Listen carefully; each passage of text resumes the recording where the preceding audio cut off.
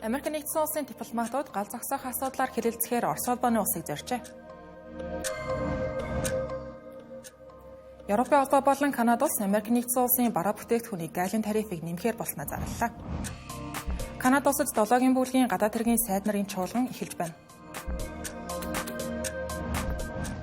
2025 онд Америк нэгдсэн улсын эдийн засгийн хямрал дутах магадлал 40% гэлээ. Нарийн тэргийн үзэгчтэй Тэнгэр телевизийн гадаад мэдээний хөтөлбөр эхэлж байна. Та бүхэнд олон улсад өрнөж байгаа онцлог үйл явдлуудаас цагийн мэдээллийг танилцуулж өгнө.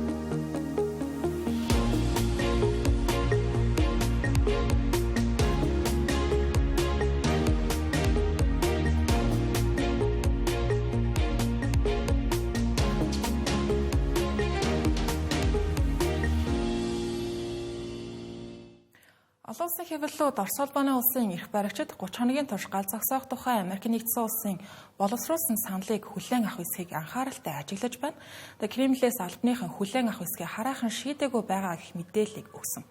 Харин Орос улбаны улсын гадаад хэргийн сайд Сергей Лавров гал зогсоох хэлэлцээрийг шүүмжилсэн утгатай байр суурь илэрхийлсэн байна. Орос улбаны улсын гадаад хэргийн яамны захим хуудсанд Сергей Лавров Украины дайны талаар мэдээлэл хүргэдэг Америк нэгдсэн улсын блогерууд болох Мариана Фал, Ларри Кей Джонсон зэрэг хүмүүсийн асуултанд хариулж байгаа бичлэг нийтлэгдсэн байна. Ярилцлагын үеэр Сергей Лавров бидэнтэй хинч ярилцахгүй байна. Украины тухай асуудалд Украин оролцох ёстой гэж байнга хэлдэг. Гэтэл Оросын тухай асуудлыг оросгүйгээр шийдэж байна гэсэн байна. Мөн тэрээр Орос улбаны улс НАТОгийн гишүүн улсын энхийг сахиулагчдыг Украины нутаг дэвсгэрт байрлуулахыг ямар ч нөхцөлд зөвшөөрөхгүй гэдгээ тодтоллоо. Үүгээрээ тэрээр Франц улсын ерөнхийлөгч Эммануэль Макрон, Их Британи улсын ерөнхий сайд Кир Стармер нарын санал болгосон энхийг сахиулах санаачилгыг нэцааж байгаа юм. Олон нийтийн анхаарал Орос улбаны улсын эрх баригчид гал зогсоох хэлэлцээрт нэгдэх хэсгийг ажиглаж байх энэ үеэр болж буй өөр нэгэн онцлог үйл явдал байгаа нь Орос улбаны улсын ерөнхийлөгч Владимир Путин байлдаан өрнөж байгаа Курск мужид өөрийн биеэр очсон тухай байлаа. Өнгөрсөн оны 8 дугаар сард Украины айрам Курск муж руу довтолсноос хойш Владимир Путин анх удаага Курск мужид инхүү очиж байгаа юм. Түүнийг очих үеэр Орос улбаны улсын айрам Украинтай хил залгаа Сужа хот руу орсон Украины цэргүүдийг амжилттай шахан гаргаж байгаа гэх мэдээллийг зэвсэг түвшний удирдлагууд Владимир Путинд тайлбарласан байна. Владимир Путиныг Курск мужид байх үеийг харуулсан Кремлээс гаргасан дүрс бичлэг бүхий мэдэгдэлд тэрээр Орос улбаны улсын газар нутагт байгаа Украины иргэдийг террорист гэж үзэх болно гэж анхааруулсан байна. Гэхдээ Владимир Путин Сауди Араби дахь Америк нэгдсэн улс болон Украины уулзалтын үр дүнд гарсан төрх хугацаанд гал зогсоох хэлэлцээрийн тухай тодорхой байр суурь илэрхийлсэнгүй. Хэрвээ Орос улбаны улс гал зогсоохоос татгалзвал Америк нэгдсэн улс Орос улбаны улсын эсрэг эдийн засаг санхүүгийн арга хэрэгслүүд ашиглан хориг арга хэмжээ авч магадгүй байна. Өнөөдөр Америк нэгдсэн улсын ерөнхийлөгч Дональд Трамп, Ирланд улсын ерөнхий сайд Михаэль Мартинтай цагаан ордонд хийсэн уулзалтынхаа үеэр Орос улбаны улсын эсрэг санхүүгийн хувьд шахалт үзүүлэх бүрэн чадамжтай гэдгээ дахин нэг удаа санууллаа. Түүний хэлсэн үгийг шууд штатвал бид санхүүгийн хувьд Орос улбаны улсад ихээхэн хэмжээний хохирол учруулах зүйлсийг хийж чадна. Гэхдээ тийм зүйлс хийхийг хүсэхгүй байна. Их тайванд хүрэх нь юу юунаас илүү чухал байна гэсэн байна. Өнөөдрөөс Америк нэгдсэн улсын эрх баригчид Украинд үзүүлэх цэргийн тусламжийг бүр мөсөн сэргээсэн байгаа. Америк нэгдсэн улсын зэвсгийн тусламж Польшийн Рижишав хот дахь НАТО болон Америк нэгдсэн улсын логистикийн төвөөр дамжин хүрч эхэлсэн талаар Украин болон Польшоос мэдээлсэн байна. Америк нэгдсэн улсын засгийн газар Украиныг Maxar Technologies компани арилжааны хиймэл дагуулыг ашиглах эрхтэй болгосон байна. Энэ талаар компани төлөөлөгч API хадлагт мэдээлсэн байна. Америк нэгдсэн улсын зэвсгийн тусламж инхүү сэргсэн байгаа нь өчигдөр Сауди Арабид болсон уулзалтын үеэр Украины талаас 30 хоногийн хугацаанд гал зогсоох саналыг хүлээн авсантай холбоотой. Кремлийн хэвлэлийн төлөөлөгч Дмитрий Песков Америк нэгдсэн улсын дэвшүүлсэн энэхүү саналд хэрхэн хариу өгөх талаар яаран шийдвэр гаргахгүй гэж мэдгдлээ. Тэрээр гал зогсоох саналын талаар Америк нэгдсэн улсаас илүү дэлгэрэнгүй мэдээлэл авах хэрэгтэй байна гэсэн байна. Америк нэгдсэн улсын төрийн нарийн бичгийн дарга Марко Рубио Орос улбаны улсын эрх баригчдад гал зогсоох саналыг уламжилж хэрвээ зөвшөөрвөл ойрын хугацаанд Украинд гал зогсно гэж мэдээлсэн байна. Гэсэн хэдий ч хэрвээ Москва татгалзвал ямар хариу арга хэмжээ авах талаар дэлгэрэнгүй мэдээлэл өгөөгүй байна. Цагаан ордны хэвлэлийн төлөөлөгч Карл Левитийн Fox News өгсөн ярилцлаганд Америкийн нэгдсэн улсын үндэсний аюулгүй байдлын зөвлөх Майк Волц Орос улбаны улсын холбогдох албан тушаалтнуудтай за 5 гарагт уцаар ярилцсан гэж мэдээллээ. Мөн Дональд Трампын онцгой элч төлөөлөгч Стив Витков Москва хотод айлчилж Орос улбаны улсын эрх баригчтай хэлэлцээ хийхээр төлөвлөж байгаагаа баталсан байна. Нэрээ нууцлсан их сурвалжуудын мэдээлж байгаагаар Стив Витков Владимир Путинтэй хоёр талд уулзалт хийж магадгүй байгаа юм байна. Украины талаас төрөх хугацаанд галз огсноор дайныг хэрхэн дуусгах тухай талууд санал бодол солилцох, ярьж хэлэлцэх, төлөвлөгөө гаргах боломжтой болно гэж үзэж байгаа юм. Дараагийн онцлог мэдээг хүргэе. Америкийн нэгдсэн улсын ерөнхийлөгч Дональд Трамп ган хөнгөн цагааны импортын тарифа 25%-аар нэмэгдүүлж өмнө зарим орнуудад олгож байсан хөнгөлтүүдэд зогсоох шийдвэр гаргасан улмаар өнөөдөр Европ холбоо болон Канада ус хариу арга хэмжээг авч эхэлсэн байна. Үүнийх нь хариуд Дональд Трамп ногдуулсан байгаа тарифа эх сараас бүрч ихээр нэмэгдүүлж зэс болон автомашины импортод тарифыг шинжилэн тогтооно гэсэн байна. Энэ өөрөө нөхцөл байдлыг хурцдагсан хэрэг болж байгаа.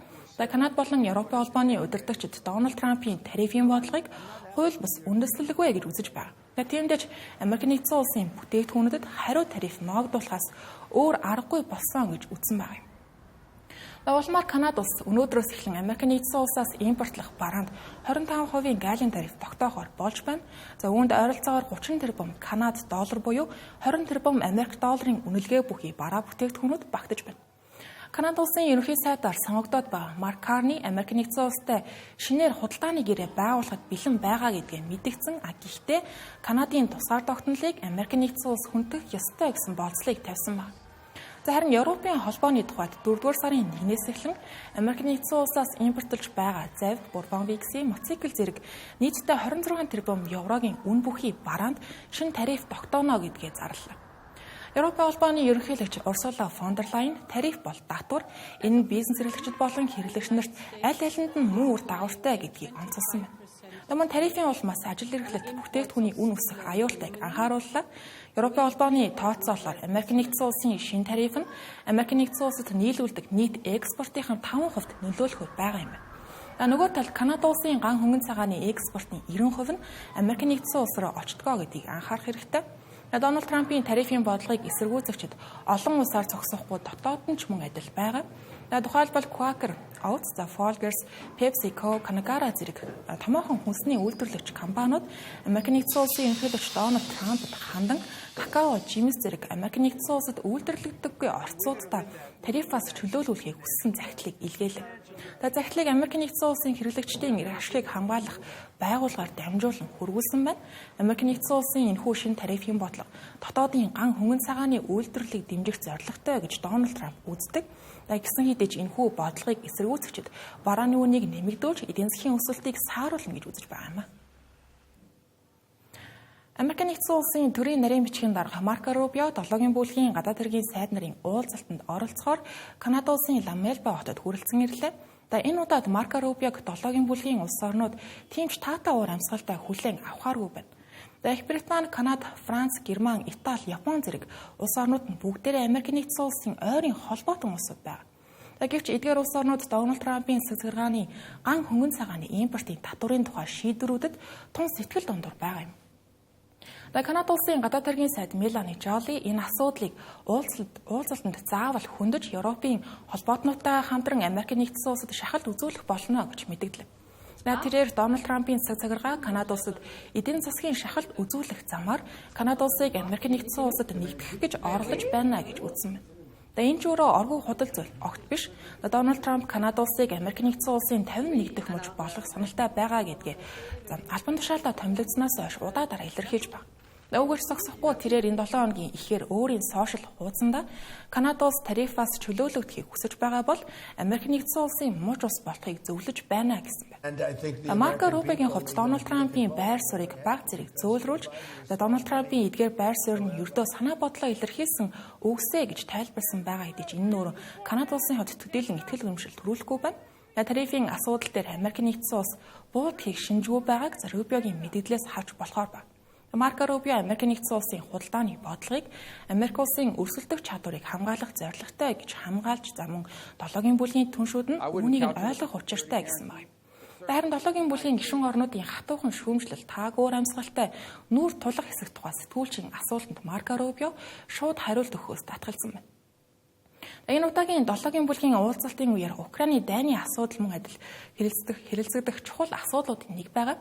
Америк нэгдсэн улс болон Сауди Арабын дэмжлэгтэй 30 хоногийн гал зогсоох гэрээг Украин хүлээн зөвшөөрсөн хэдий ч Орос улбаны улсын зүгээс хариу өгөөгүй байна.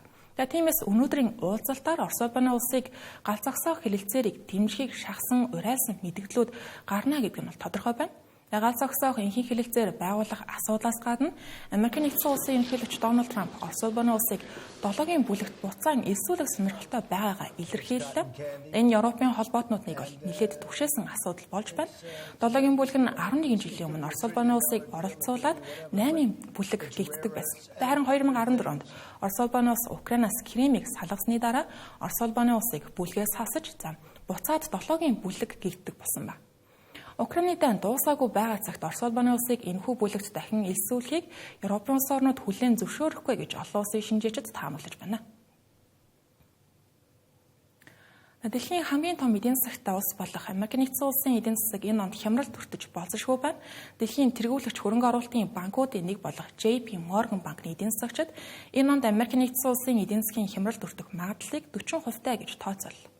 Тодорхойлбол JP Morgan-ы ахлах эдийн засагч Брюс Касман Америк нэгдсэн улсын эдийн засаг хямралд орох магадлалыг оны эхэнд 30% гэж үнэлж байсан хэдий ч хямралын магадлалыг одоогийн байдлаар 40% болгон нэмсэн талаараа өчигдөр мэдээллээ. Мөн Дональд Трампын 4-р сараас хэрэгжүүлэхээр төлөвлөж байгаа тарифын бодлогод хэрвээ бодитоор хэрэгжиж эхлэх юм бол хямралын эрсдэл 50% болон түүнээс дээш түвшинд хүрэх магадлалтай байгаа юм. JP Morgan банкны хувьд одоогоор Америк нэгдсэн улсын 2025 оны дотоодын нийт бүтээгдэхүүний өсөлтийг 2% байна гэж таамаглаж байна. Харин Goldman Sachs болон Morgan Stanley зэрэг банкуд өнгөрсөн 7 хоногт тус улсын дотоодын нийт бүтээгдэхүүний өсөлтийн төлөвийг бууруулж тус 1.7 болон 1.5% байхаар тооцоолсон байна. Энэ 7 хоногт Америк нэгдсэн улсын хувьцааны зах зээлд томоохон уналтууд гарсан. Үүнийг шинжээчид ерөнхийлөгч Дональд Трампын тарифын чангатуу бодлогын улмаас эдийн засаг уналтанд орж болцсошгүй хэмээн хөрөнгө оруулагч нар болгоомжилж байгаатай холбон тайлбарлаж байна. Тухайлбал Reuters агентлагийн хийсэн судалгаагаар Канада, Мексик, Америкийн эдийн засагчдын 95% нь Дональд Трампын тарифын бодлого эдийн засгийн хямралын эрсдлийг нэмэгдүүлж байна гэж дүгнсэн байна. JP Morgan-ы ахлах эдийн засагч Брюс Касман Америк нэгдсэн улсын цэцгэргааны докторгүй бодлого институцийн огцом өөрчлөлтүүд нь олон улсын хөрөнгө оруулагчдын итгэлийг алдагдуулж болзошгүй байна гэж цааш анхаарууллаа. Америк нэгдсэн улс нь өнгөрсөн жилүүдийн турш хууль эрх зүйн доктортой байдал, мэдээллийн ил тод байдал, мөн зах зээлийн өрсөлдөөнд байдлаараа дэлхийд дахиндах хөрөнгө оруулагчдын итгэлийг олж авсан гэгддэг. Харин сүүлийн үед Дональд Трампын цагиргаа засгийн эрхэнд гарснаас хойш төрийн агентлагуудын үйл ажиллагааг танаж олон улсын асуудлууд дах үүрэг оролцоогоо бууруулж мөн судалгаа мэдээлэл цуглуулах зорилготой зөвлөх хороодыг татан буулгах шийдвэрүүдийг ээж дараалан гаргасаар байна. Эдгээр нүүрэн Америк нэгдсэн улсын улс төрийн докторгүй байдлыг нэмэгдүүлж хөрөнгө оруулагчдын итгэлийг бууруулахад хүргэж байгаа юм. Ингэснээр Америк нэгдсэн улсыг чиглэх гадаадын хөрөнгө оруулалт огцон буурах, долларын давмгайлал хумигдах эрсдэлтэй байгаа юм. Дараагийн онцлог мэдээ. Америк нэгдсэн улс болон Европын орнууд хятадын автомашины давмгай байдлыг хязгаарлахын тулд галийн тарифа нэмэгдүүлж хориг арга хэмжээнүүдийг ээж дараалан авч байгаа. Гэсэн хэдий хятадын үйлдвэрлэгч нар дэлхийн зах зээлд тэргүүлэгч байр сууриа хадгалсаар байна. 2025 оны 2 дугаар сард дэлхийд даяар 1.2 сая цахилгаан болон хайбрид буюу хосолмол хөдөлгүүртэй автомашин борлуулагдсан байгаа нь өнгөрсөн оны мөн үеийнхээс 50% өссөн үзүүлэлт. Тэгвэл энэхүү өсөлтийн ихэнх хэсэг нь буюу 76% нь хятадд бүртгэгдсэн байна гэж Raw Motion судалгааны байгууллагаас мэдээлэл. Хятад цахилгаан автомашины борлуулалт өнгөрсөн сард жилийн өмнөх мөн үеэс 87% өссөн гэж хятадын автомашин үйлдвэрлэгчдийн холбоо мэдээлсэн байна. Харин 2025 оны эхний 2 сарын хугацаанд хятадд 1.4 сая цахилгаан автомашин борлуулагдсан нь дэлхийн нийт борлуулалтын 60%-ийг эзэлж байгаа юм. Хятадын цахилгаан автомашины салбарын тэргүүлэгч нарыг тэргүүлж байгаа BYD компани хувьд 2024 оны 4-р улиралд Tesla-г ардаа өргөж дэлхийн хамгийн том цахилгаан автомашин үйлдвэрлэгч гэдэг цолоо авч үлдлээ. Компани 2025 оны эхний 2 сард дангаараа 133 мянган цахилгаан болон хосолмол хөдөлгүүртэй автомашин борлуулсан байна.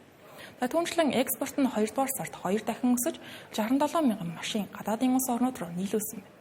Ингэснээр 3 дахь сарда дараалан сар тутам экспортлдог автомашиныхаа амжилтыг шинжилэн тогтоосон байна. BYD компани удирдлагууд төрийн оновчтой зохицуулалт дэмжлэг туслалцаа хятадын цахилгаан автомашины салбарын өсөлтөнд онцгой хувь нэмэртэй байсан талаар хэлж байна. 2014 онд манай улсын удирдагчид дэлхийн автомашины салбар дахь хүчирхэг гүрэн болох цорын ганц зам нь цахилгаан машин гэж тодорхойлж байлаа. Тэр үеэс хойш 10 жил өнгөрөхөд энэхүү бодлого хэдийнэ бодит үр дүнгээ өгч хятадын автомашины зах зээл эрс өөрчлөгдсөнийг бид харж байна. Төр засаг алсын хараагаа зөв тодорхойлж, оновчтой тусламж дэмжлэг үзүүлэх нь хичнээн үр дүнтэй болохыг BYD компани өнгөрсөн 10 жилийн турш бодит болгож үзүүллээ. Энэ жилийн улс төрийн асуудлаар зөвлөлдөх хороо цаашид авч хэрэгжүүлэх бодлогын чиглэл арга хэмжээнүүдэд тодорхойлж, шинэ санал санаачилгуудыг дэвшүүлсэн байна. Хятад улс одоогийн байдлаар уламжлалт дотоод шаталтад хөдөлгөөртэй бус, шинэ төрлийн эрчим хүчний их үүсвэрээр ажилладаг автомашинуудын салбарт дэлхийн бусад орнуудаас 3-5 жилийн урд алхаж байна. Инновацлог чанартай бараа бүтээгдэхүүнийг дэлхийд дахинд хүргэж, хамтдаа хөгжих нь бидний гол зорилго байгаа юм. Бид технологийн инновацийн ач холбогдлыг өндрөөр үнэлдэг.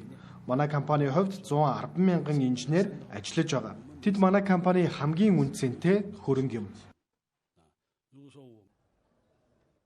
BYD компани ашиг орлого энэхүү огцом нэмэгдэж байгаатай зэрэгцэн компани гол өрсөлдөгч нарын нэг болох Америк нэгдсэн улсын цахилгаан машин үйлдвэрлэгч Tesla компани зах зээл огцом хумигдж байгаа юм байна.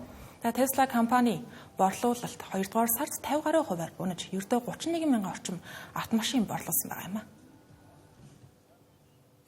Тэнгэр телевизийн гадаад мэдээний хөтөлбөр үргэлжилж байна. Хөтөлбөрийн хэсэгт бид зарим мэдээллийг товчоор хүргэх болно. Америк нэгдсэн улсын хэрэглээний үнийн индекс өнгөрсөн 2 дугаар сард өмнөх оны мөн үетэй харьцуулахад 2.8% өссөн шинжээчдийн хүлээлтээс доогуур байна. Америк нэгдсэн улсын төв банк буюу холбооны нөөцийн сан нь инфляцийг бууруулах зорилгоор сүүлийн 2 жилийн хугацаанд бодлогын хүүгээ өндөр түвшинд барьж байгаа. Энэ удаад инфляцийн түвшин шинжээчдийн хүлээлтээс доогуур гарсан тул холбооны нөөцийн сан бодлогын хүүг яаран нэмэхгүй гэж шинжээчид таамаглаж байна. Филиппин улсын ерөнхийлөгч асан Родриго Дутерте олон улсын эрүүгийн шүүхийн өмнө хариуцлага хүлээхэд бэлэн гэдгээ мэдгдлээ. Родриго Дутерте 2016-аас 2022 онд ерөнхийлөгчөөр ажиллах хугацаанд харт амхины эсрэг үндэсний хэмжээнд томоохон хэмжээний хөдөлгөөн өрнүүлсэн нь 30 мянган гаруй хүний амь насанд хүрсэн байж болзошгүй байгаа юм а. Улмаар олон улсын эрүүгийн шүүх түүний хүн төрлөختний эсрэг гэмт хэрэг үйлцэн гэж үзэн баримтлах шийдвэр гаргасан байдаг.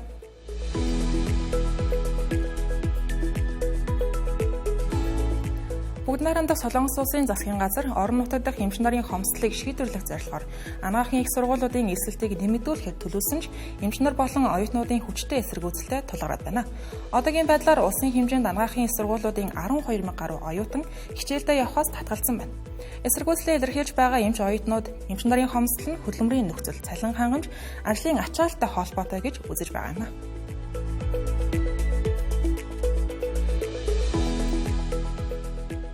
Бүгд найрамдах Ард улсын гадаад хэргийн яамны хэвлэлийн төлөөлөгч Америк нэгдсэн улс дахь фентанилийн хууль бус 8-аатай тэмцэхэд хамтран ажиллахад бэлэн байгаа гэлээ. Ингэхдээ фентанилийн асуудлыг шийдвэрлэх нэрийдлэр бүгд найрамдах Ард улсын эсрэг худалдааны шахалт үзүүлэхгүй байх гэсэн болцол тавьсан байна. Америк нэгдсэн улсын ерөнхийлөгч Дональд Трамп он гарснаас хойш бүгд найрамдах Ард улсын бараа бүтээгдэхүүнд ногдуулах тарифыг 2 удаа нэмэгдүүлж нийтдээ 20% өсгсөн байна.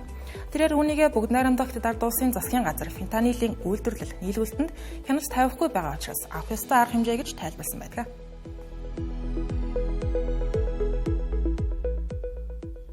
Та бүхэнд Тэнгэр телевиз гадаад мэдээгээ хүргэлээ. Анхаарлаа хандуулсан баярлалаа.